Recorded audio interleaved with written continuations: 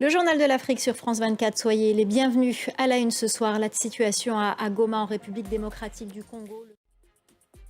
Le M23 et les troupes rwandaises continuent à rencontrer de la résistance à Goma, notamment dans le nord de la ville. Le calme est de retour, mais c'est un calme précaire et les rebelles soutenus par Kigali continuent par ailleurs de progresser sur un nouveau front, notamment sur la province du Sud Kivu.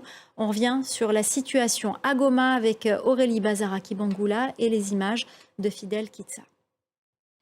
Sa prise de parole était très attendue. Félix Tshisekedi s'est adressé à la nation congolaise hier. Merci d'être avec nous. Tout d'abord, que faut-il retenir de ce discours de Félix Tshisekedi? Et on parlera justement de cette passe d'armes entre Paul Kagame et Cyril Ramaphosa, son homologue sud-africain. Merci beaucoup Fred Boma, directeur exécutif de l'Institut Ebouteli. Merci infiniment pour votre décryptage. Merci à vous.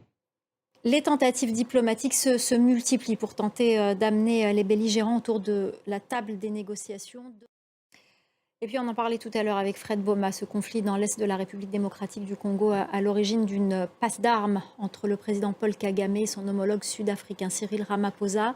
Paul Kagame a averti que les troupes sud-africaines des forces de maintien de la paix présentes dans l'est de la RDC n'avaient pas leur place là-bas. Les détails avec Clarisse Fortuné. En bref, les autorités ougandaises ont annoncé ce jeudi une épidémie d'Ebola, la fièvre hémorragique virale.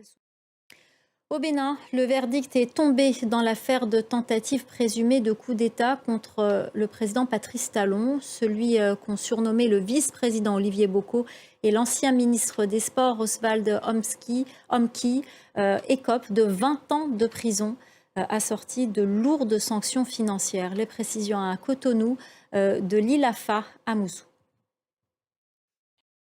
Les autorités guinéennes sont en colère contre le rapport des Nations Unies sur la transition en cours dans le pays. L'ONU dénonce de graves violations des droits de l'homme par le régime militaire.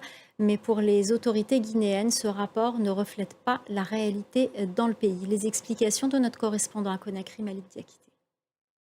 C'est la fin du journal de l'Afrique. L'info continue sur France 24.